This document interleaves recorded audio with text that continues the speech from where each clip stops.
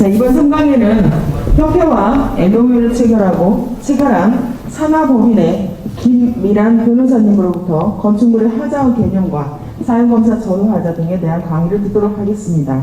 이번 직무교육 교재비 제작을 협찬해 주시기로 했던 산하법인입니다.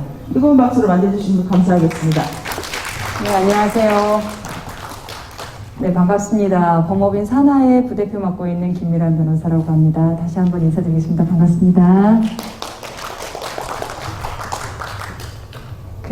원래는 전국의 여러 직무 교육 현장에 저희가 한 달에 두세 번 이상씩은 이렇게 찾아갈 기회가 있고 여러 번 뵐 수 있는 그런 게 있었는데, 코로나로 한 2년 정도 온라인에서 조금 뵙고 녹화한 강의로 좀 뵙고 이제 이렇게 보다가 직무교육 좀 시간은 적게 배정되어 있는 것 같긴 합니다만, 이렇게 직접 여기 계신 분들하고는 이렇게 눈을 맞추면서 강의할 수 있게 돼서 너무 반갑고요. 거리두기 때문에 지금 인원 제한 때문에 온라인을 통해서 보고 계신 분들도 또 계신 모양입니다. 예, 그래서 귀한 시간 내주신 만큼 아깝지 않도록 저도 최선을 다해서 강의 진행해 보도록 하겠습니다. 네, 저는 이렇고요. 지금 좀 다르게 생겼는데 이때는 화장을 머리랑 화장을 다 미용실에서 하고 프로필 사진을 찍은 거라서. 네. 오늘 제가 강의를 드릴 내용은 건축물 하자라는 게 뭐냐, 그리고 이 건축물 하자 중에 사실은 크게 이 하자를 나누면 준공, 사용검사라고도 하고 사용승인이라고도 하는 그 때를 기준으로 해서 그 전에 이미 발생한 하자, 그 이후에 발생한 하자에 대해서 조금씩 이 법령의 내용이나 이 처리 절차가 조금씩 달라요. 그래서 하자의 전체적인 개념을 좀 잡고 사용검사 전 하자의 유형, 사용검사 이후 하자의 유형, 그것의 처리 절차, 차이점, 관리사무 소장님으로서 조금 주의해야 되는 그런 몇 가지 포인트 이런 걸 짚어보면서 좀 넘어가도록 하겠습니다. 그리고 이제 잘 들으신 분들은 쉽게 풀 수 있는 퀴즈를 조금 가지고 왔거든요. 그래서 한번 퀴즈 풀면서 오늘 한 50분 배정되어 있는데 50분 동안 얻어가시는 게 어떤 건지 좀 짚어보는 그런 시간 갖고 마무리하겠습니다. 자, 일단 하자라는 거는 오개티라고 생각할 수 있는데요. 내가 어떤 물건을 살 때도 하자가 없는, 흠이 없는 물건을 사려고 과일 하나를 고르더라도 열심히 잘 보고 사잖아요. 그런데 이 건축물이라는 거는, 건축물은 우리가 이제 사실 사람이 우리가 가지고 있는 재산 중에 가장 비싼 게 사실 아파트라고 하기도 하죠. 내가 살고 있는 그 집이, 이 공동주택이 단순히 그냥 주거가 아니라 시간이 지날수록 증식되는 재산의 주요 가치 있는 재산의 아주 중요한 하나이기 때문에 특히 살 때 아주 면밀하게 검토해보고 하자가 있는지 흠이 없는지 이걸 잘 살펴보고 살 텐데, 실질적으로는 이 하자가 하나도 없는 건축물은 실질적으로는 없어요. 이게 현재의 이 건축공학적이나 이 과학기술의 정도에서는 이게 하나도 없이, 흠이 하나도 없는 그런 건축물을 만들기라는 거는 사실 불가능하다고 보입니다. 자, 그렇다면 이렇게 하자가 있는 아파트를 샀을 때 이거에 대한 처리 절차, 하자를 어떻게 보수하는지, 보수할 의무는 누구한테 있는지, 하자 보수를 청구할 수 있는 사람은 누구인지, 하자 보수를 청구할 수 있는 기간은 제한이 있는지 없는지, 제한이 있다면 몇 년 정도인지, 아파트를 지은 건설사가 망했을 때는 그럼 하자 보수를 못 받는지, 이런 여러 가지 문제들이 쭉쭉 나오게 되거든요. 그래서 일단 하자라는 것은 일종의 흠인데, 이 법적으로 건축물의 하자에 대한 개념은 하자 보수 청구나 이런 여러 가지 사건에서 법원이 이제 얘기한 개념이 이제 이렇게 설치되어 있어요. 대법원에서도 건축물 하자의 개념에 대해서 공사 계약에서 어떻게 짓기로 했는데 그거에 미치지 못한 것도 하자라고 하고, 계약 내용이나 시방서나 도면하고 조금 다르게 뭘 하나 뺐거나 이제 미시공이죠. 다르게 시공하거나 그럼 변경 시공이고, 미시공이나 변경 시공은 아닌데 이게 이제 사람이 하는 일이기 때문에 이런 칠이나 이런 게 이렇게 불충분하게 제대로 되어 있지 않거나 이런 부분도 다 하자라고 하죠. 그래서 이런 부분을 구체적으로 따져서 이런 몇 가지 표지를 기준으로 해서 하자인지 아닌지 그걸 구분합니다. 이거는 이제 그 뉴스에 나오는 아파트의 하자 관련한 영상인데 모든 아파트에 하자가 없는 건 아니지만 다 이런 정도로 심각한 수준은 또 아니에요. 근데 이게 좀 경각심을 일으킬 정도, 이렇게 뉴스를 탈 정도면 좀 심각한 정도의 하자긴 하거든요. 한번 보시고 어느 정도인지 한번 보시죠.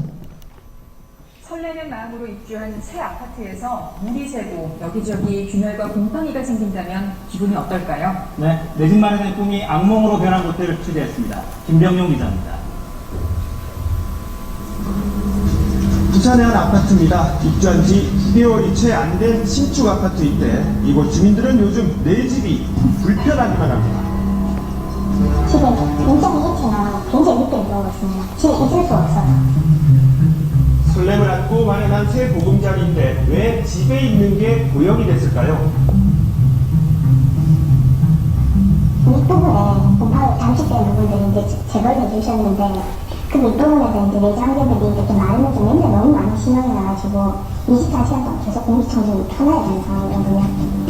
집 안에 들어가 봤습니다. 거실은 물론이고요. 방 안까지 이렇게 비닐이 덕지덕지 붙어있는 모습인데요. 모두 곰팡이가 가득 폈던 벽지를 뜯어낸 자리입니다. 입주 8개월 만에 집안 곳곳은 물이 새고 곰팡이가 피고 그야말로 무더기가 됐습니다. 1년도 살지 않은 새 집이라고는 믿기 어려울 정도입니다. 정말 올해는 계속 수정이 나고 있거든요. 매일매일 정말 좀 힘들고 뜯는 과정에서 뭐 미세먼지라든지 이런 것들 또 청소 한 10번 시켜야 되고 이게 계속 반복되는 게 너무 스트레스라서 이게 좀 해결이 안 됐습니다. 문제는 이런 고통을 겪는 게 이씨 집만이 아니라는 겁니다. 전체 350여 세대 가운데 3분의 2가 넘는 200여 세대가 누수와 균열, 이런 곰팡이로 고통을 겪고 있습니다. 주민들이 비 오는 날 찍은 영상에 이 심각한 상황이 고스란히 드러나 있는데요. 꽉 닫힌 창문 아래로 물이 이렇게 끊임없이 솟아오릅니다. 베란다 바닥의 찬물은 퍼내도 줄어들지 않습니다. 창문에 물이 보내도록 끌어오르듯이 물이 넘치고 그 다음에 뭐 저희가 이렇게 정말 걸레나 이런 걸로 할 수가 없어서 이불 같은 거를 덮어도 그 이불이 흠뻑 젖을 정도로 처음 누수 등의 문제를 제기한 건 70여 세대였습니다. 그런데 지난 9월 찾아온 태풍 타파 이후로 누수 관련 인원은 폭발적으로 늘었습니다. 집안뿐만 아니라 공용 공간에 드러난 균열 등도 입주민들을 불안하게 하고 있습니다.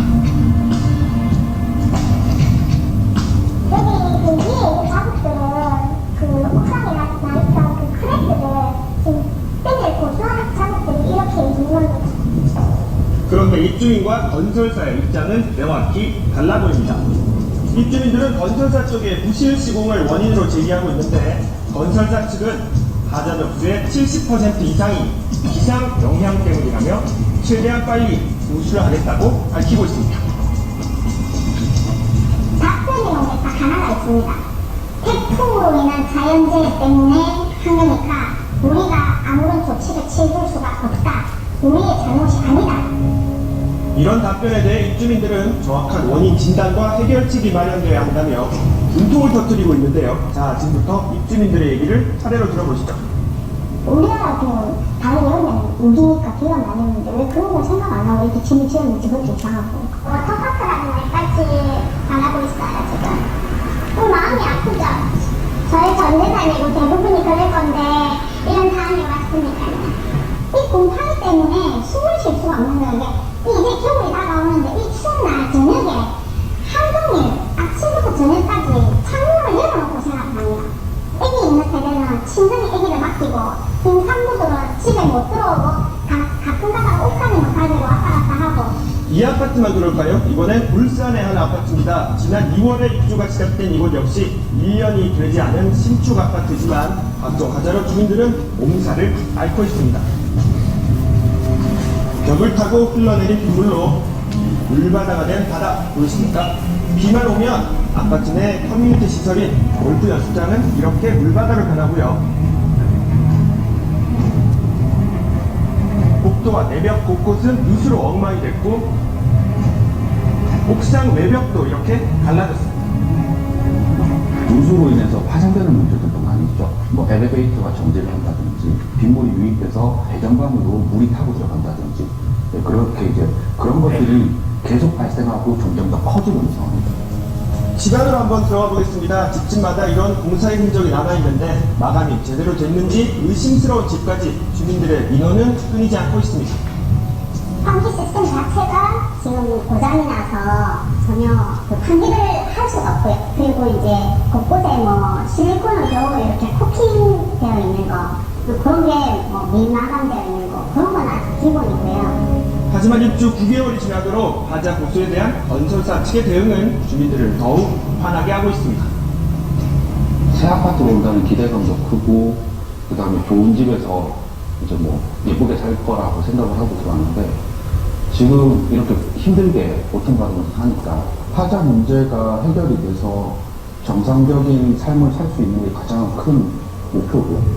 그 다음에가 이런 문제 제기를 계속하면서 지속적으로 하면서 저희 같은 피해자가 제2, 3의 피해자가 안 생겼으면 합니다. 최근 3년 동안 국토부에 접수된 아파트 등 공동주택의 하자 분쟁건은 모두 11,000여 건, 해마다 4,000여 건 안팎에 달합니다. 깊은 꿈을 안고 새 집에 이사하게 된 것도 감사할 일인데요. 새로 입주한 우리 집, 제발 이런 집이 아니길 빌어야 하는 걸까요? 되게 심각하죠. 예. 이게 집에 뭐 나와서 일하고 여기저기 좀 힘든 일이 있어도 집에 가서 좀 편안하게 쉬고 또 이제 활기를 다시 찾고 이렇게 출근하고 이렇게 될 건데, 집에 오면은 뭐 너무 스트레스 받을 거 아니에요. 벽에 뭐 물이 줄줄 새고 곰팡이 냄새 때문에 숨이 안 쉬어질 정도면. 근데 이게 없는 일이 아니라는 겁니다. 그리고 이런 걸 지어놓으면 막 어쩔 줄 모르고 막 시공사가 막 어떻게 해서든지 이걸 배상하거나 아니면 완벽하게 보수해주거나 하면 또 이렇게까지 억울하지는 않을 건데, 돈은 돈대로 다 받아놓고는 자연재해 때문이라고 하고 뭐 고쳐준다고 와서 땜빵식으로 보수해주고 이제 이러니까 분쟁이, 갈등이 이제 더 심화되는 거거든요.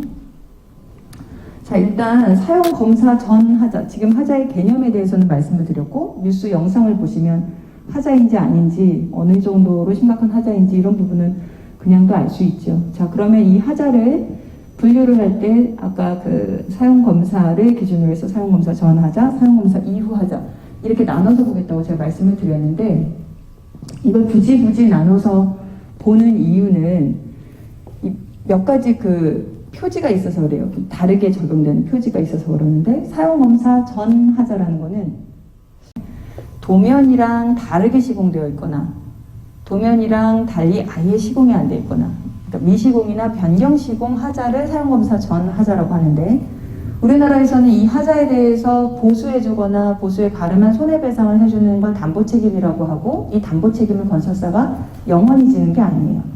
일정 기간 동안만 집니다. 그래서 하자 담보 책임 기간이 있어요. 근데 그 기간이 일단 달라요. 사용검사 전 하자하고 사용검사 후 하자는. 사용검사 전 하자는 일단 5년이라고 보는 게 제일 지금 타당하다고 보이고요. 사용검사 이후 하자는 어떤 공사 과정인지, 어떤 공종인지, 또 하자 항목이 어떤 하자 유형인지에 따라서 1, 2, 3, 5, 10년 이렇게 다 조금씩 다릅니다. 이거는 그 각 법령의 별지 내용이나 이런 걸 확인하셔서 봐야 돼요. 자, 그래서 하자의 종류에 따라서 하자 담보 책임 기간이 이렇게 다르다. 그 기간이 아무 일도 안 하고 도과되지 않도록, 물론 하자가 없으면 그냥 지나도 상관없지만 하자가 있는데도 놓치지 않도록 반드시 유의해야 된다. 이 담보 책임 기간이 이렇게 다르다. 두 번째 포인트는 하자 보수 보증 책임의 범위는 사용검사 전 하자가 제외된다는 겁니다. 우리나라에서 아파트를 지을 때 이 아무나 함부로 짓지 못하도록 이제 법령에서 여러 가지 과정, 뭐 절차 이런 걸 다 세세하게 나라에서 보잖아요. 그래서 나라에서 이 공동주택을 지을 때는 건설사가 혹시 망할 수도 있으니까, 망하게 되면 하자가 있을 때 보수해줄 곳이 없어지잖아요. 그럴 때를 대비해서 반드시 보증서를 내도록 하게 돼 있어요. 원래는 현금을 예치하도록 돼 있지만 현금이 안 되더라도 절대 망하지 않는 보증사를 통해서 보증서를 내야 준공을 해줍니다. 그 우리나라에서 제일 이 하자 소송하면서 나오는 보증사는 3군데 정도 있는데 제일 큰 회사는 옛날 이름은 이제 대한주택보증이었는데 지금은 주택도시보증공사. 또 하나는 건설공제조합. 또 하나는 다들 속으로 대답하고 계시는 거죠. 서울보증보험. 요 3가지 보증사가 제일 많이 나와요. 자, 이 세 회사가 나서는 거는 하자가 있을 때, 아파트에 하자가 생겼을 때 이 세 회사가 거론될 때는 이 건설사가 뭔가 마땅치 않게 지금 자금 사정이 안 좋거나 좀 이상할 때 이제 이 보증사들이 대대적으로 앞에 나서게 되는 거죠. 자, 이런 상황이면 사용검사 전 하자는 아무리 문제가 큰 아파트여도 구제받을 길이 없게 되는 겁니다. 건설사가 부도를 맞았다든가 해서 그거에 대한 손해배상 책임이나 하자담보 책임을 다 이행할 수 없을 때에는 결국 보증사가 보증 처리를 하게 되는데 보증 책임의 범위는 사용검사 전 하자가 제외되기 때문에 미시공, 변경시공의 하자가 아무리 대단하고 많고 해도 그 부분은 구제받을 길이 없게 돼요. 자, 그래서 사용검사 전 하자가 뭔지, 사용검사 후 하자가 뭔지를 나눠서 봐야 한다는 것이죠. 자, 사용검사 전 하자 한번 보겠습니다.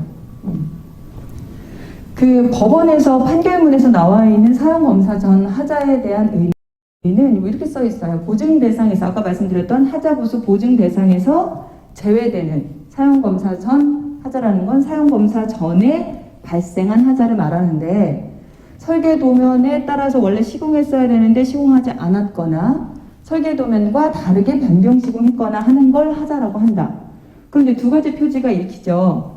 하나는 사용검사 전에 이미 발생한 거. 또 하나는 도면하고 비교했을 때 미시공이나 변경 시공인 거. 이게 사용검사 전 하자예요. 되게 간단하잖아요. 되게 간단해요. 넘어가고 요거 하나 예를 한번 들어볼게요. 지하주차장에, 저희는 되게 오래된 아파트에 살고 있기 때문에 지하주차장이 없는데 요즘은 다 지하주차장이 있는 아파트들이죠. 지하주차장에 차를 세웠는데 천장에서 물이 똑똑 떨어져요. 원래는 그러면 안 되죠.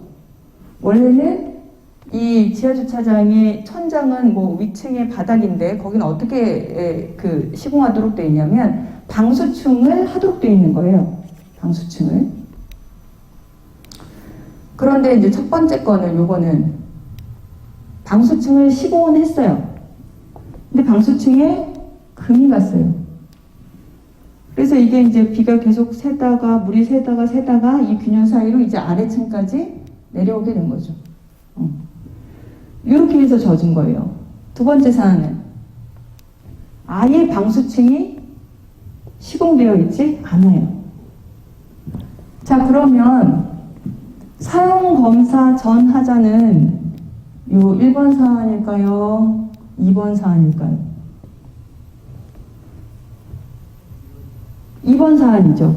2번 사안은 사용검사 전 하자가 확실하죠. 도면하고 비교해봤을 때 반드시 시공하도록 되어 있었던 방수층 공사를 아예 안 했으니까 미시공이에요. 방수층 미시공하자. 그러니까 사용검사 전 하자가 맞아요.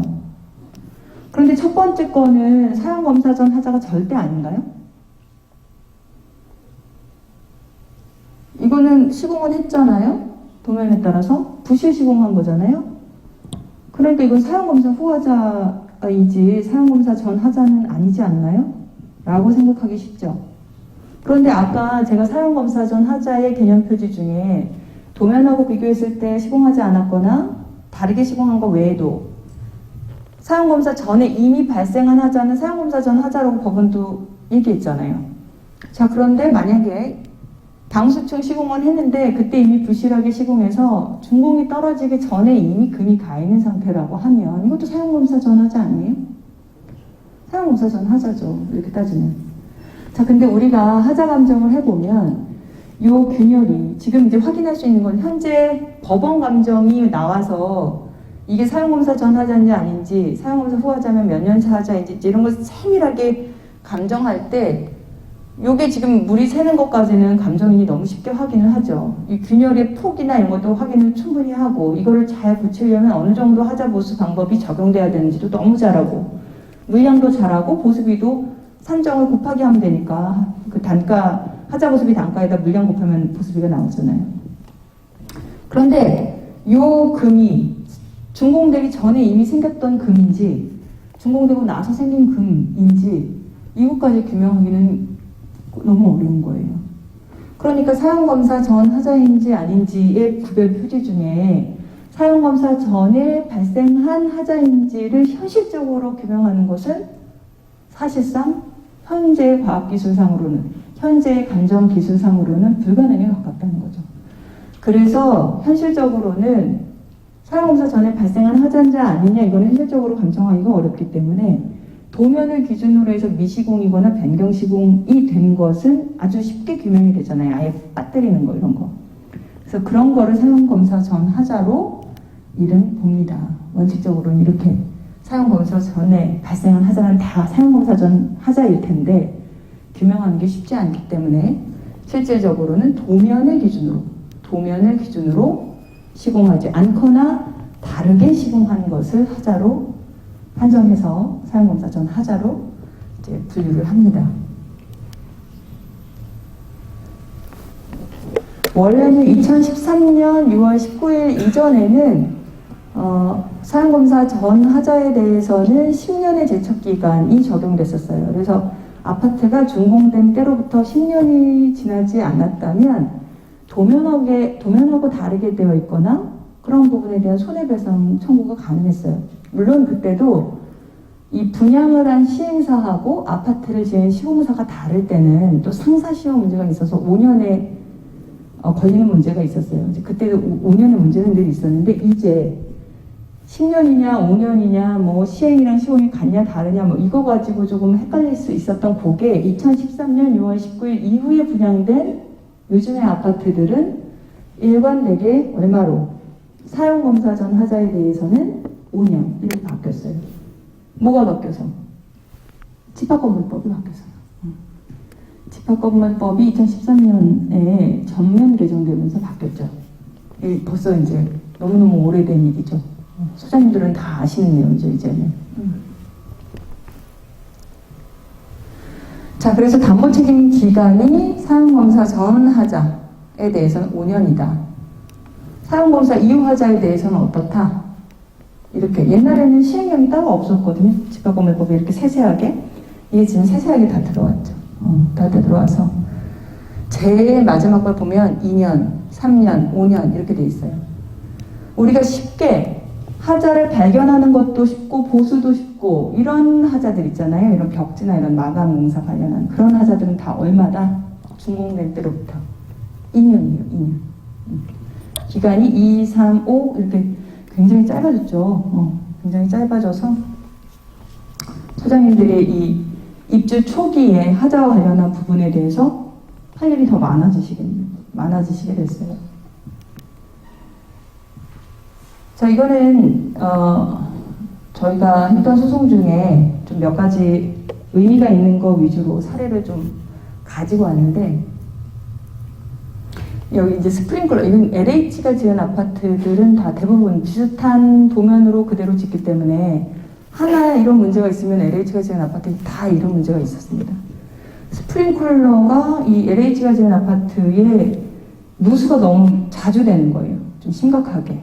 그래서 나중에 봤더니 스프링클러의 그 재질, 배관의 재질을 동관으로 하도록 되어 있었는데 그 동관이 스프링클러 안에 흐르는 그 물의 성분하고 만나면 공극이 발생하기가 너무 쉽게 되어 있는 거예요, 화학적으로.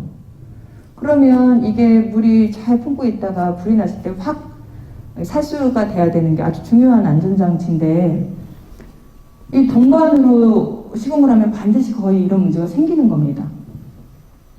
그런데 이제 여기가 아파트가 뭐 들어가자마자 스프링클러 누수 문제가 바로 발생하지는 않았겠잖아요. 그래서 준공된 지 한 3년이 지났을 무렵에 세대 이 스프링클러 누수 하자가 너무 이제 축적이 되니까 건설사에 보수 요청을 했죠. 건설사는 아까 봤잖아. 공정이 건축 설비공사 공정에 관한 하자담보 책임 기간은 3년인데 3년이 지금 지나서 노수 관련 얘기를 하면 어떻게 담보 책임 기간 지났지 이제 이렇게 얘기하는 거예요. 아파트는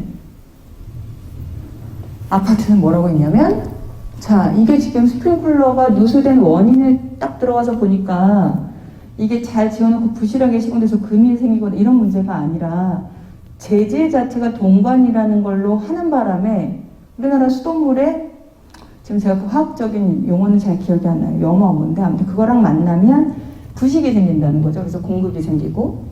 그러니까 이걸 잘못 설계한 거지. 이 동관으로 하지 말고 다른 걸로 했어야지. 이런 물의 성분하고 만나도 크게 공급이 생기지 않는 걸로. 이건 무슨 하자다? 설계를 잘못한 설계상 하자다. 이렇게 주장을 한 거예요. 자, 결론은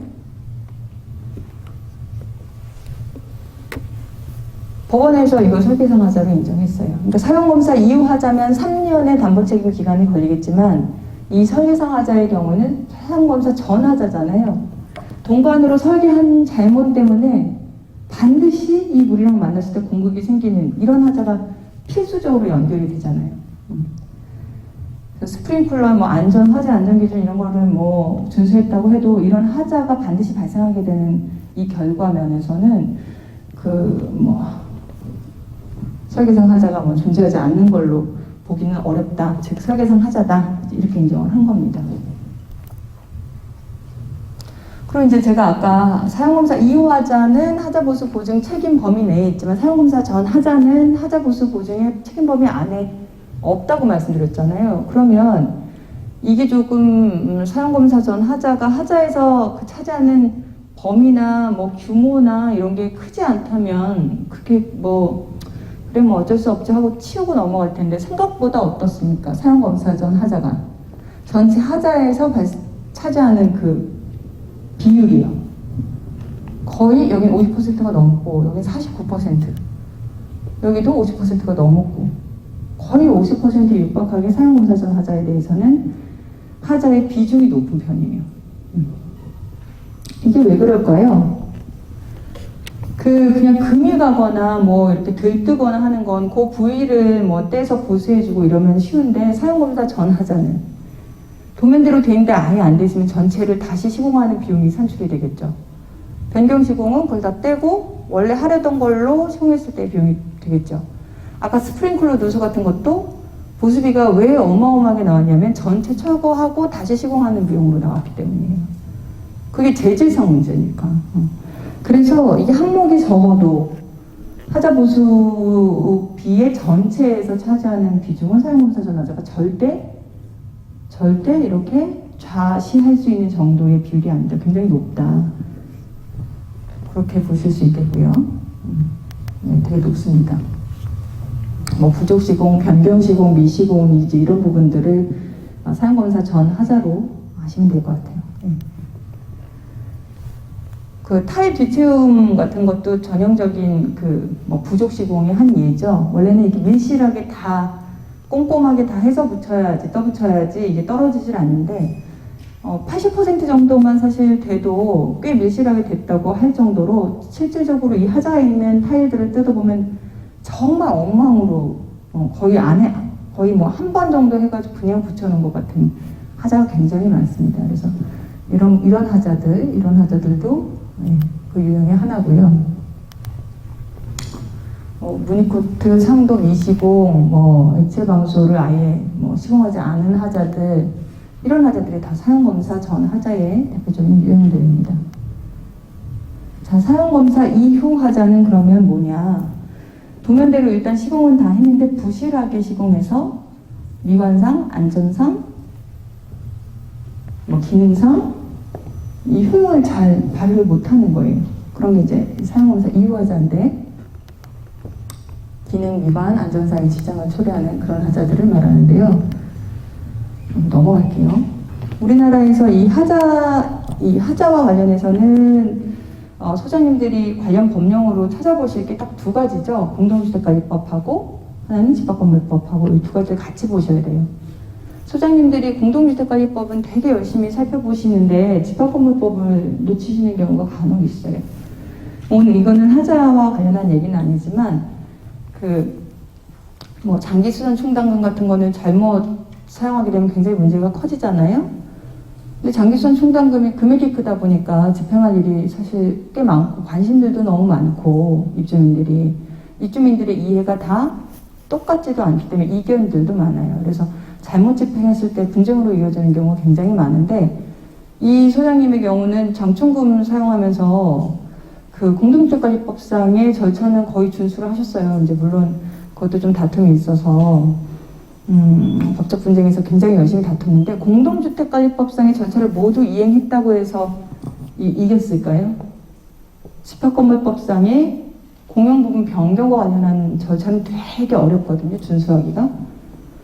그 한번 받아보셨으면 아실 텐데 입주자 그 과반수 동의 받는 거 되게 어렵잖아요. 입주자 등 아니고 입주자. 여기 살지도 않는 구분 소유자들 다 일일이 찾아서 동의 받는 거 진짜 어렵잖아요, 소장님들. 근데 그보다 정도수가 더 높아요. 그러니까 그렇게 양쪽에 그 절차 준수해야 되는 절차가 다를 때 엄격한 절차를 규정한 그 절차를 이행하지 않았을 때는 그 전체가 위법의 소지가 있어요. 그 법을 위반하는 것이기 때문에. 그래서 하자와 관련해서도 공동주택관리법만 보시지 말고 집합건물법도 늘 함께 보셔야 합니다. 특히 뭐 담보책임기간이라든가 이런 거는 더 불리한 부분을 다 알고 그거가 적용됐을 때도 크게 무리가 없도록 업무를 집행하셔야 나중에 문제가 없어요.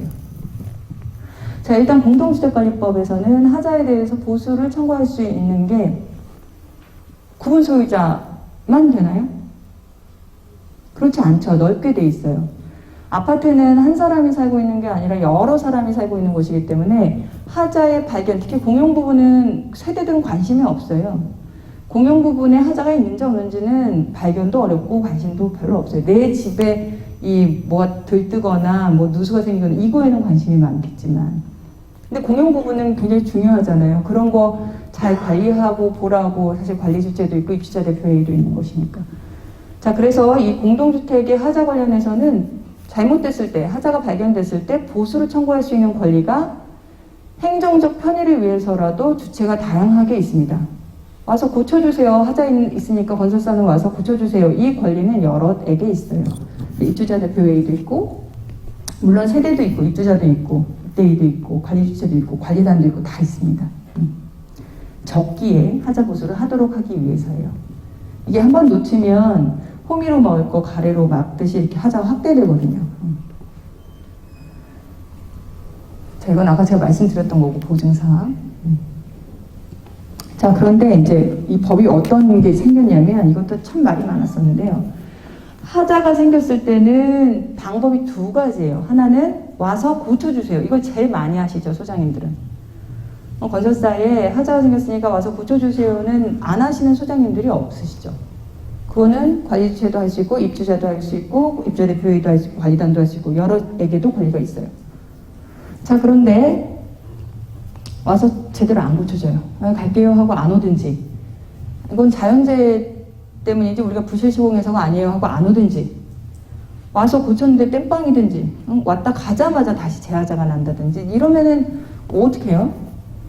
하자를 보수해달라는 권리만 있다고 하면 이제 여기 다른 카드가 없게 되는 거예요. 근데 하자와 관련해서는 다른 카드가 있어요. 그게 공동주택관리법이 아니라 집합건물법에 있어요. 어떤 권리가? 하자가 있는데 와서 고치는 꼬라지를 보니까 안 되겠네? 그냥 우리가 고쳐야 되겠어. 우리가 고칠 테니까 하자 보수비가 이만큼이라고 하거든? 넌 그냥 돈을 줘. 이거예요. 와서 고쳐라는 게 하자 보수 청구권이라고 하면, 와서 고치는 거는 내가 못 보겠다. 하는 꼬라지를 보니까 내가 제대로 보수해 줄 곳을 알아보니까 이 정도 비용이 든다더라. 이렇게 고칠 테니까 돈을 달라는 게 하자 보수에 가름한 손해배상 청구권이에요. 그건 누구에게만 있느냐? 그건 공동주택관리법에 없고 집합건물법에 있어요. 집합건물법에 누구한테? 돈 달라고 하는 권리를 여럿에게 둘까요? 와서 고치라는 권리는 여럿에게 둬도 문제가 없어요. 하자를 빨리 발견해서 조속히 고치는 게 목적이기 때문에. 근데 돈을 달라고 하는 권리는 구분 소유자에게만 있어요. 집합건물법에 보면. 그래서 집합건물법상의 하자담보 추구권은 구분 소유자에게 있기 때문에 그 담보책임 기간 안에 권리를 행사하는 것이 누가 되어야 하냐면 원래 구분 소유자가 되어야 돼요. 근데 소장님이 아무리 하자 보수 요청을 하셨어도 그건 구분 소유자가 한 게 아니기 때문에 나중에 문제가 되거든요. 자, 자, 일단 여기서 얘기하고 싶은 거는 와서 고쳐 잘 안 되고 뭐 손해배상 청구하고 이런 게 뭐가 잘 안 됐을 때 결국에는 하자보수 보증으로 처리하잖아요.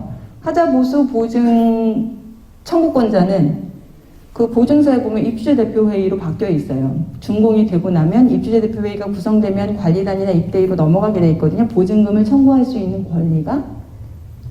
근데 이 돈을 입주자 대표회의가 하자보수 보증금을 받아서 하자보수를 안 하고 다른 사업에 쓰게 되면 문제가 되겠죠.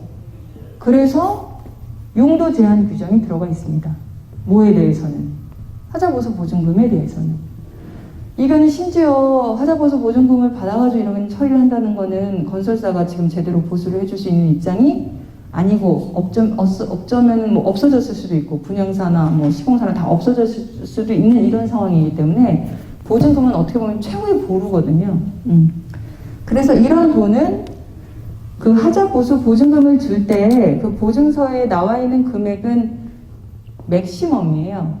그냥 공사 대금의 몇 %로 책정한 금액이거든요. 그래서 그 금액을 다 달라고 하는 게 아니에요. 물론 그 금액을 넘어가는 정도로 하자가 발생하면 그 금액 전부를 받을 수 있겠지만 그렇지 않으면 하자의 내용이랑 하자보수비 산정해서 보증금 범위 내에서 받는 거거든요. 그렇게 산정을 하는 그 하자의 보수를 하는 용도로만 쓰도록 되어 있는 겁니다. 그리고 사용을 어떻게 했는지도 다 신고하도록 되어 있고. 그렇게 안 했을 때는 어떻게 될까요? 공동주택관리법에서 제일 비싼 과태료죠. 2천만 원. 이 보증금을 용도에 쓰지 않고 다른 데 쓰게 되면 2천만 원 과태료. 너무 잘 아시죠? 소장님들. 보증금에 대해서는 이런 용도 제한 규정이 적용이 되기 때문에 조심하셔야 됩니다. 자, 반대로 저희가 하자소송을 많이 하기 때문에 많이 여쭤보세요. 보증금이 아니라 아까 제가 처음에 말씀드렸던 건 구분 소유자들이 손해배상 청구권이 있다고 말씀드렸잖아요. 이건 사용검사 전 하자에 대해서도 다 아울러서 돈 달라고 할 수 있어요. 당연히. 그 돈은 이 용도 제한 규정에 적용을 받을까요?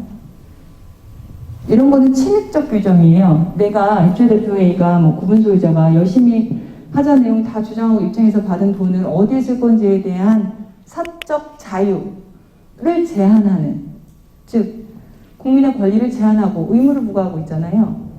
이런 규정은 굉장히 엄격하게 해석해야 되죠. 이거는 보증금에 대해서는 용도 제한 규정을 둔 것이기 때문에 아까 제가 말씀드렸던 사용검사 전 하자를 아울러서 다 하자보수에 가름한 손해배상을 청구할 수 있는 권리, 그거는 근거 법령도 공동주택관리법이 아니라 집합건물법이고, 권리자도 입주자 대표회의가 아니라 각 부분 소유자고, 이 돈을 주는데도 보증서가 아니라 건설사고, 다 다르죠.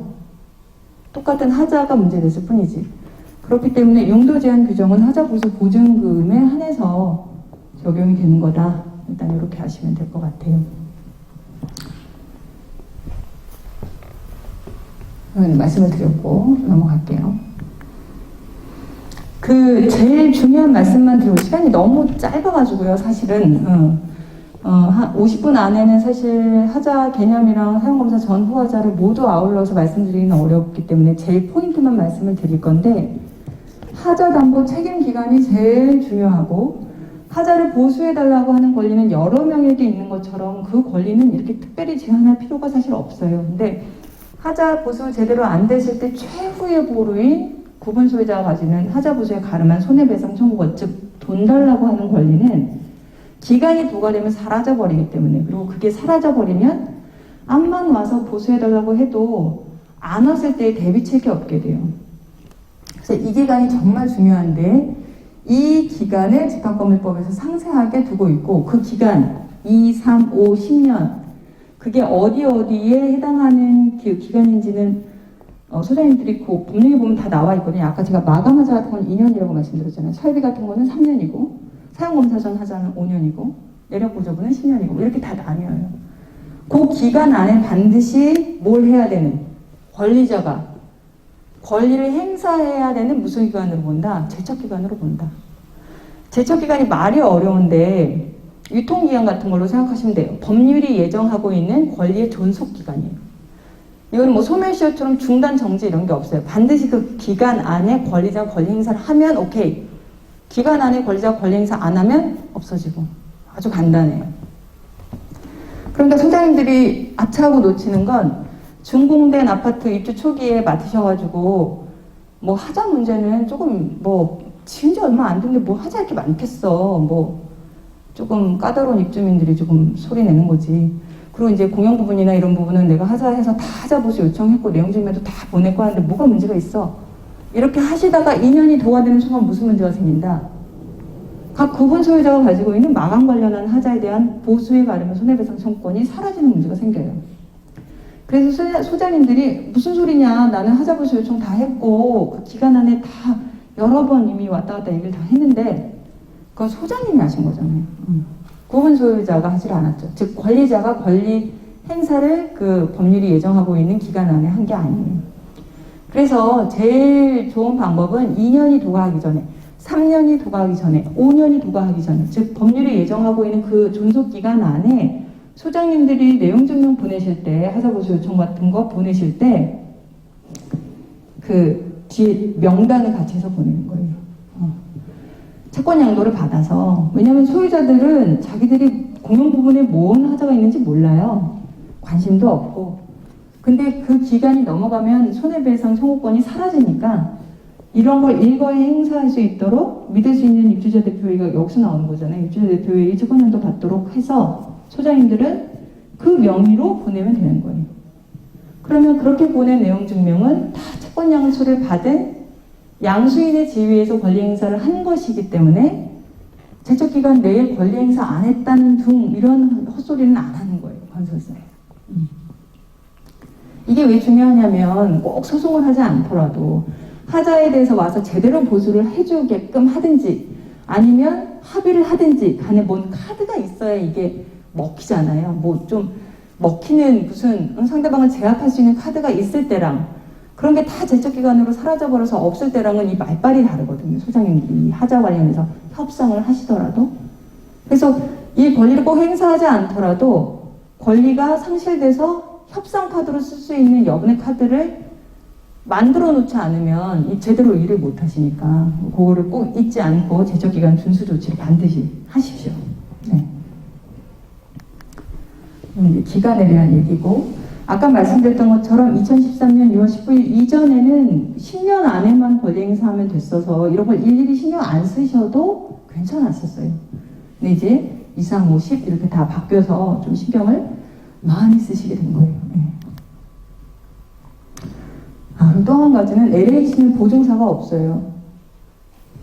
이 말이 무슨 말이냐면 LH는 시행시공을 다 LH가 하잖아요. 한국토지주택공사가. 망하지 않죠. 그러니까 보증사가 없어도 된다 이렇게 생각하시기 쉽죠. 대신 뭐냐, 2년, 3년, 5년, 10년 그 기간 안에 권리 행사 안 하면 보증금조차 없기 때문에 아예 사라져요. 돈 달라고 할 수 있는 권리가. 그러니까 LH를 관리하시는 소장님들은 특히나 제척기간 준수 조치를 절대 잊으시면 안 돼요. 요거는 넘어갈게요. 제척기간이랑 하자 발생 기간, 이거는 법적으로 계속 저희도 다투고 있거든요. 제척기간을 이렇게 똑똑 자르는 게 중요한 게 아니라 그 기간 안에 발생한 하자에 대해서는 일단 책임을 지게 해야 된다는 게 저희 법리적 주장인데 주리적인 판단을 일단 제척기간으로 보고 있습니다. 오늘 다 말씀드렸고 넘어갈게요.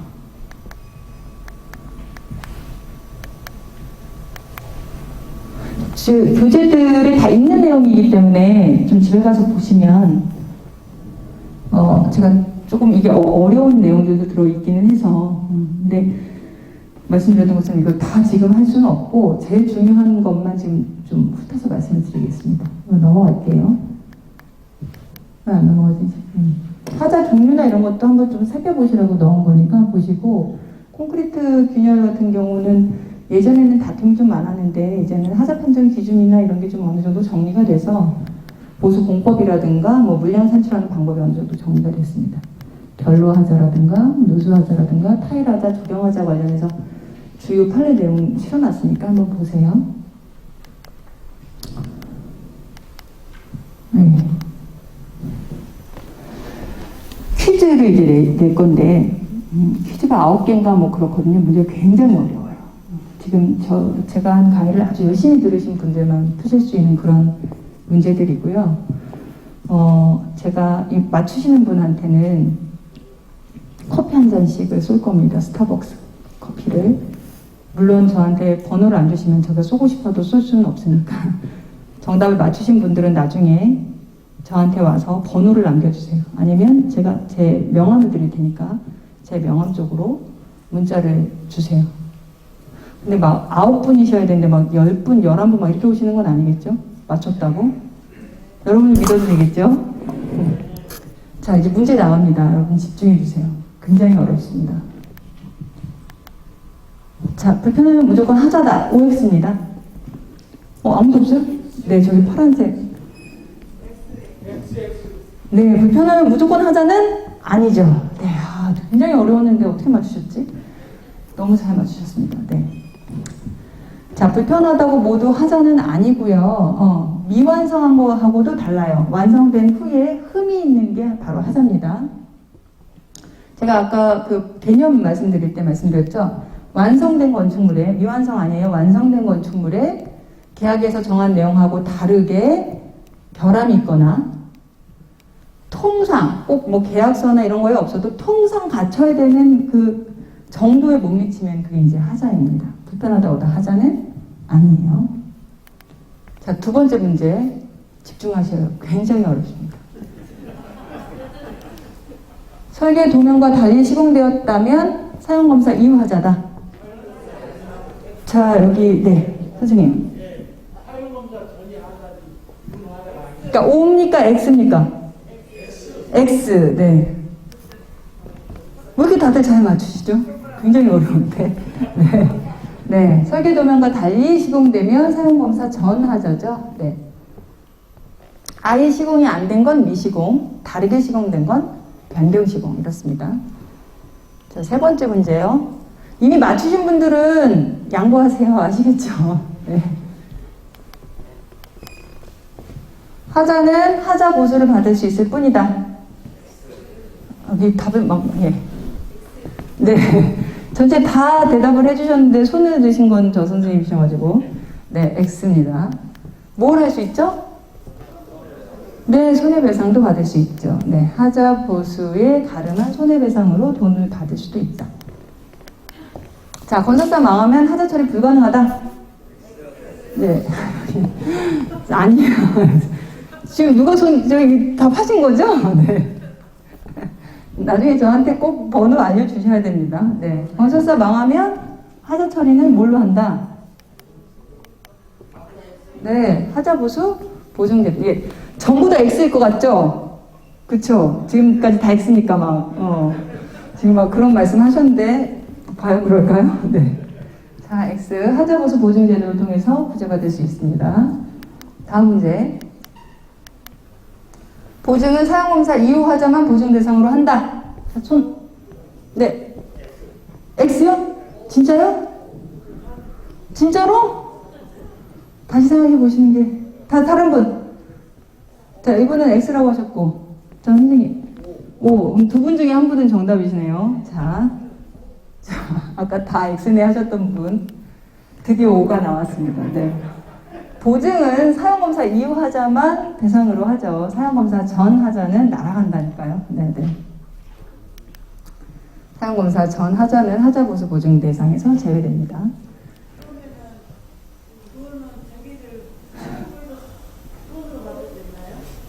소장님, 지금 퀴즈에 굉장히 다들 집중하고 계셔가지고 질문 있으면 조금 이따 오세요. 네. 자, 지금 한 7번째 문제 정도 됐나요? 청구권은 구분 소유자에게만 인정된다. 하자보수 청구권은 아까 하시지 않았나? 네, 자 다른 분, 저 하셨잖아요. 하셨잖아요. 안 하셨나? 안 하신 분, 네. X입니다. 네, X죠. X죠. 네, 하자보수 청구권은 누구에게 있죠? 입주자 대표회의, 관리주체, 입주자, 관리단. 네, X죠. 하자보수 청구권은 여러에게 있습니다. 네. 손해배상 청구권만 구분 소유자에게 있는 거하고 좀 비교가 되죠. 이제 마지막 문제인가요? 자, 다음이요. 제가 수업할 때랑 너무 분위기 다른데요? 너무 집중하시는데. 분양하지 않고 시공만 한 건설사라 하더라도 언제나 하자보수에 가름한 손해배상 책임이 인정된다. 이건 제가 따로 말씀을 안 드렸으니까 이거 맞추시는 분은 제가 좀 더 비싼 커피로 드리겠습니다. 자, 정답. 언제나 인정. 네. 찍으신 건가요? 언제나 반드시 이러면은 대부분 답이 아니죠. 네, 맞아요. 그러니까 X가 맞습니다. 네, 정답은 X. 이거 제가 말씀드릴 건데, 분양한 자하고 시공한 건설사하고 다른 경우가 많잖아요. 이럴 때 시공한 이 건설사가 손해배상 책임을 지는 경우는 무자력이어야 돼요. 해산하거나 뭐 파산하거나 회생에 들어갔거나 이런 경우에 하나도록 되어 있습니다. 이게 조금 바뀌었다고 해도 여전히 그 요거는 거의 비슷하게 들어가서 요거는 X. 자, 아직도 문제가 있네요. 네. 마지막 문제일 것 같아요. 2013년 6월 19일 이후 분양된 아파트도 10년의 제척 기간이 적용된다. 자, 안 하신 분, 안 하셨었나요? 네. X? X가 많긴 하다. 네, X. 네. 아까 제가 제척 기간이 다양해졌다고 말씀드렸죠? 2013년 6월 19일 이후는 2, 3, 5, 10 이렇게 제척 기간이 다양해졌다. 이제 마지막일 것 없어요. 네. 자, 아까 맞추신 분들 저한테 명함 받아가세요. 그리고 아까 제가 그 무자력 부분은 조금 더 비싼 거 드린다 그랬죠? 그거는 제가 그 비싼 거 맞췄다고 꼭 얘기를 해주세요. 톡으로. 네, 그러면 제가 선물 보내드리겠습니다. 감사합니다.